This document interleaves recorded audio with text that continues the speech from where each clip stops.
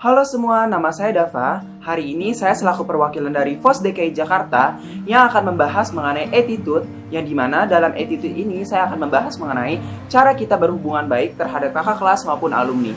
Saksikan video berikut ya. Di dalam video ini, saya akan membahas 3 hal mengenai kakak kelas maupun alumni. Yang pertama yang akan saya bahas yaitu bagaimana cara kita bersikap, dan yang kedua, bagaimana cara kita berbicara, dan yang ketiga, bagaimana cara kita menghandle kakak kelas kita yang sedikit menjengkelkan. Dan yang pertama kali saya akan bahas ialah cara kita bersikap terhadap kakak kelas maupun alumni.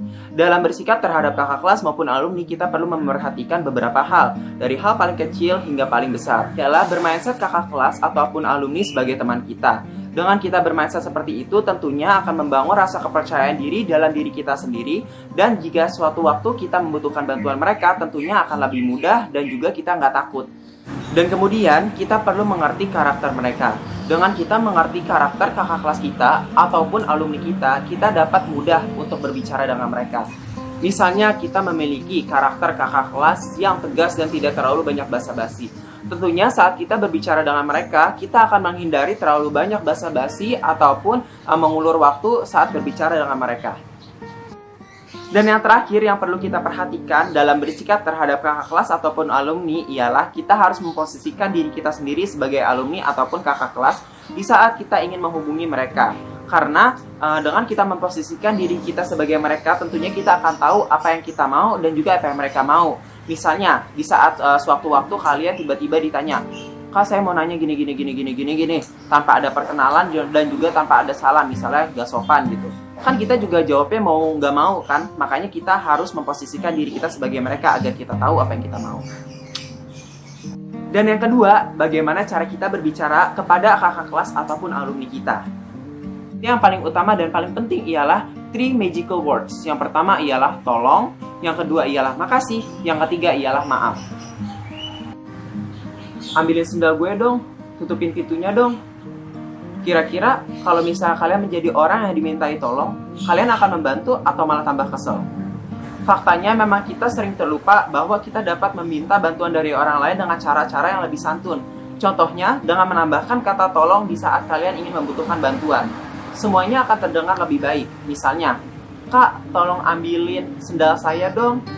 Bro, tolong ambilin buku gue dong." Pastinya tentu akan terdengar lebih baik, bukan? Dan yang kedua ialah maaf. Seringkali kita lupa untuk meminta maaf saat kita melakukan kesalahan, baik itu kesalahan yang disengaja maupun yang tidak disengaja. Manusia memang sering memiliki ego yang tinggi dan juga gengsi. Mereka ingin terlihat benar dan juga tidak ingin kalah atas pendapat yang mereka keluarkan. Makanya mereka sering kayak menganggap sering tidak mengucapkan kata maaf saat mereka melakukan kesalahan, agar mereka merasa kayak argumen yang mereka keluarkan itu benar. Jadi mereka nggak salah gitu. Nah, makanya penting banget nih teman-teman buat mengeluarkan kata maaf, baik kita salah maupun kita nggak salah. Dengan kita mengeluarkan kata maaf terhadap lawan kita saat kita berargumen, kita akan menambahkan kesan positif kepada mereka dan juga kita akan melunturkan rasa ego kita di dalam diri kita sendiri. Dan yang ketiga ialah terima kasih. Saat orang membantu kita, tentunya kita harus berucap terima kasih setelah mereka selesai membantu kita. Dengan kita berucap terima kasih, tentunya mereka akan merasa bahwa bantuan yang mereka berikan kepada kita itu bermanfaat dan juga mereka akan merasa dihargain. Sehingga dengan kalian mengucapkan kata terima kasih, orang-orang juga akan lebih senang membantu kalian dan juga akan mau mungkin membantu kalian lagi di selanjutnya. Nah, 3 magical words tadi itu sangat penting untuk kita terapkan dalam kehidupan kita, terutama saat kita ingin menghubungi kakak kelas kita. Dan jangan lupa untuk gunakan 3 magical words.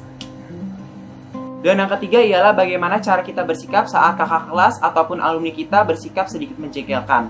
Yang pertama ialah yang kalian jelaskan secara baik-baik. Ketika kalian melakukan kesalahan ataupun kakak kelas kalian melakukan kesalahan, kalian harus menjelaskan secara baik-baik bagaimana kronologis itu terjadi.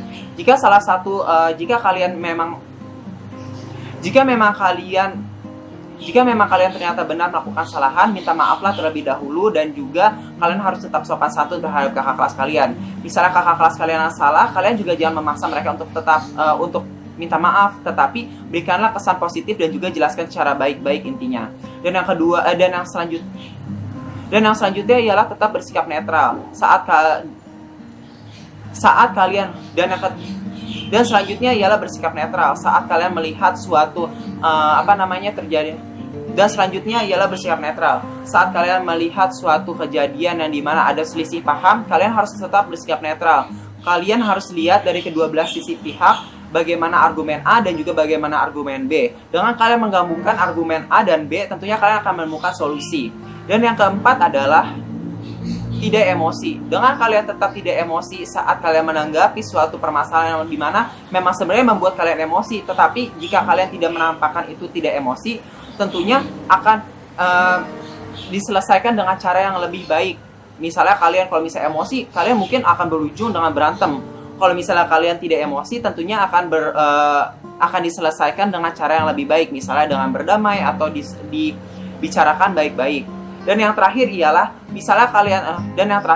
tetap anggap kakak kelas atau alumni kalian pribadi yang baik. Karena setiap orang walaupun ia melakukan kesalahan, di sana ada baik, pasti selalu ada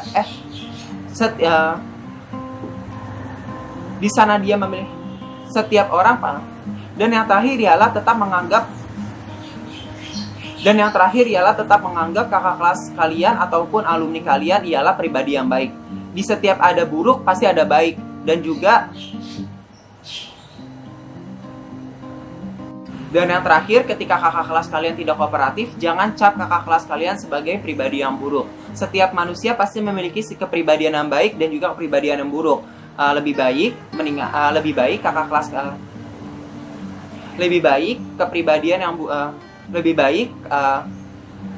Lebih baik sikap-sikap kakak kelas kalian atau alumni kalian yang dimana itu buruk, mendingan dibuang saja. Yang lebih baik pribadi kakak kelas kalian yang dimana itu menurut kalian buruk, kalian buang saja. Namun yang baik kalian ambil dan kalian terapkan dalam kehidupan pribadi. Lebih baik kepribadian yang buruknya dibuang dan kepribadian yang baiknya kalian terapkan dalam kehidupan sehari-hari. Terasa udah di akhir materi nih. Nah, jika kalian punya pertanyaan ataupun punya saran, silahkan taruh di question box atau di komentar di bawah sini. Terima kasih telah mendengarkan pemaparan dari saya. Kurang lebihnya mohon maaf. Sampai jumpa nanti.